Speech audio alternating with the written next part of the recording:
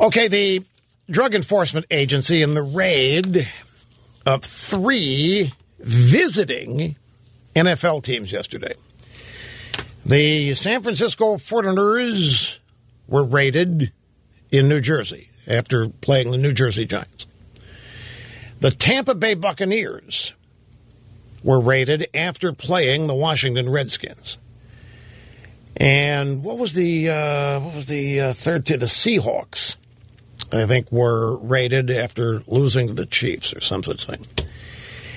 And a lot of people are, the news media is all hot to trot about this and very excited about it. Let me just ask you a quick question that might help put some of this in perspective. Well, before I ask the question, there's a setup, the piece here that may be a factor. I'm not sure if it is. But a bunch of former players have filed a class action lawsuit against the league and teams for prescribing them or giving them medications to allow them to play, which ended up harming them. Because they allege they were not informed of the dangers involved, such as organ damage or addiction. Sometimes the drugs were mixed in a cocktail formula where drugs should not have been mixed. The players assumed that the teams were only looking out for them and doing what's best for them, and there was an implied trust there.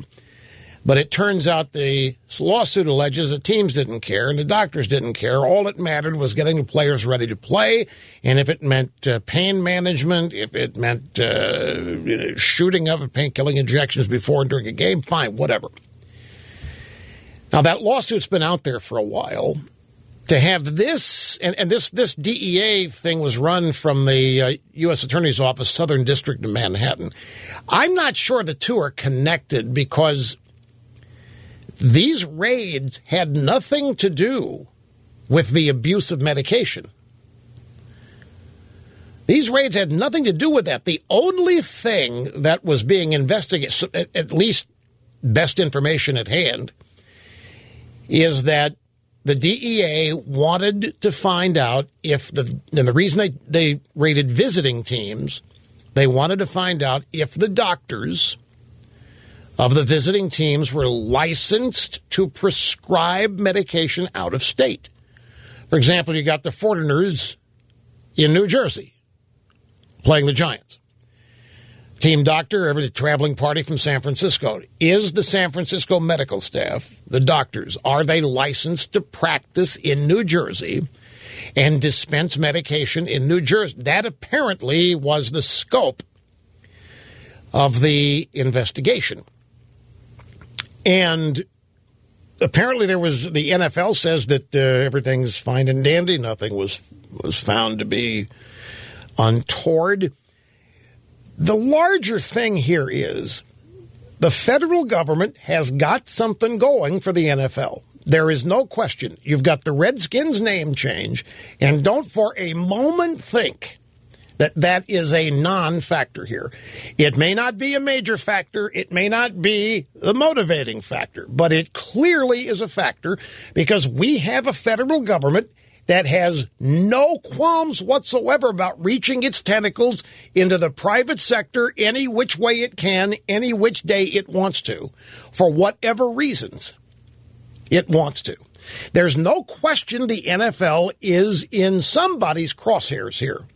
The NFL is in a lot of people's crosshairs over concussions, over the this class action suit with the painkiller prescriptions or dispensations, the Redskins domestic abuse. By the way, you know what I saw this, I guess maybe for the second time yesterday. Have you seen this? The PSA that runs during games of NFL players saying no more. You've not seen this? This is kind of a crazy thing. It's a PSA, and it leads with Eli Manning, and then a bunch of players. And some of them you recognize, and some of them you don't. And they all say, no more. No more. Together, we can do it. No more. And it goes on like that for 35 or 45 seconds. And then the end of it, there's a graphic. Together, we can stop. domestic abuse. And I'll watch it and I say, wait a minute. Are they telling me? I mean, I'm watching the games. I'm in the NFL audience, per se. I didn't know that it was fans doing the abuse. I thought it was players. And yet here are the players doing a PSA yelling at the audience. Stop it. Stop it. Together we can stop it. You stop it. We stop it. We're going to stop. Together we can stop domestic abuse. I didn't know I was committing any. It seems like the fans ought to be running the PSA in the locker rooms of the teams. It seems like we ought to be producing the PSA. Stop it. Stop it. Me, Snurdly, whoever, stop it. The end of it, stop domestic. And it plays in the Ravens dressing room. It plays in the Ford, wherever we play it. Well, why are they telling us to stop it? What are we doing? So anyway, that's going on. But let me ask you a question. In all of the circumstances in which a player is suspended for using banned substances, for example, just forget domestic abuse now, and forget whether or not you engage in corporal punishment of your own child. Just stick now with players who are banned and suspended for using substances that are not permitted. Have you ever heard? Do you ever recall a player being suspended for being caught using heroin or a derivative? You do not, do you? You do not, do you? Have you ever heard of a player suspended because he was engaged in, he was found to be using Vicodin or Percocet? No, you haven't. Now, you've heard of them being banned and suspended for cocaine, for PEDs, for HGH, human growth hormone, for some of them get banned because they take a diet supplement that's got something in it that's not loud, but never anything to do with opiates. Have you ever noticed that? You probably haven't. Well, the reason you haven't is because opiates are dispensed as painkillers, just like everybody else gets them if they're in severe pain, surgical, post-op, whatever. And you know what they're Percocet, they're Vicodin, and you name it. And they are routinely prescribed this stuff. And so you can't very well have a test that reveals a player has opiates in his system and ban him when, in fact, they are given out in order to deal with the pain and suffering of playing the game. But the teams do not dispense cocaine. They do not dispense crystal meth. They do not dispense alcohol. You've seen players banned for alcohol abuse, for DUI, but never for anything opiate related. It's because it's used. Now, this is not a pro or con statement. So I mention this only to call your attention. Here you had a DEA investigation into the abuse of opiates. That doesn't wash. That really, now, except maybe from the standpoint, are the doctors who are giving it out legally licensed to do so? But the investigation here looked like it targeted the doctors. Now, there's also, you've heard of pain-killing injections. Those are not opiates.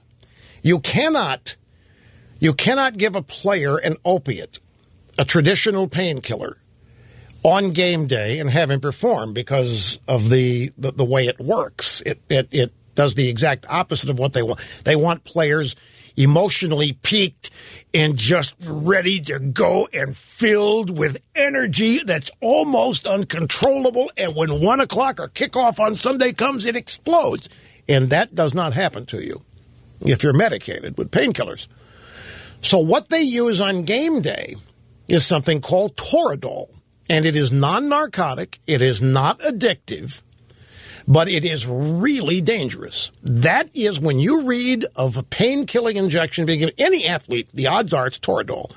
You may have taken Toradol in your life. The over-the-counter name for it's not over-the-counter. The generic name for it's Ketorolac. But the oral form of it is not nearly as effective as having it IV or in a shot. And it works. It works like that without any narcotic effect and without any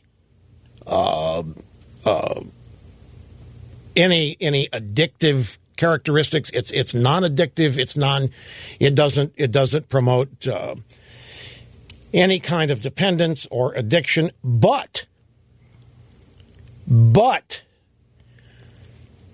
if you ever need this stuff, and if it's prescribed to you responsibly, your doctor will tell you, do not take this for more than 5 days because of the liver.